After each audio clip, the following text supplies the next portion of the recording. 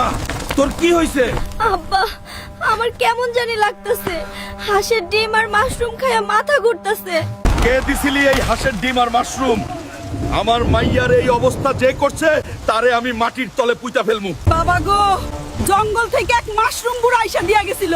কোন দিকে গেছে? আজকে তার হাড্ডি মাংস আলাদা করমু। ওই মাশরুম বুড়া, সামনে আয়। আমার মাইয়ারে বিষ খাওয়াইছস, আজকে তোর মাশরুম ভর্তা বানামু।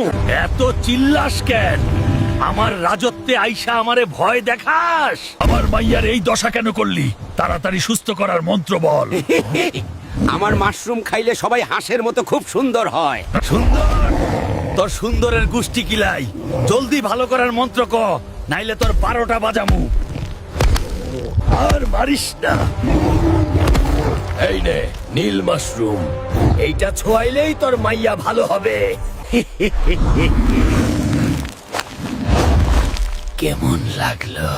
শুকাইয়া তো কাঠ হইয়া গেলি। তোরে বাঁচানোর জন্য কেউ কমেন্টও করবে না, সাবস্ক্রাইব করে লাইকও দিবে না।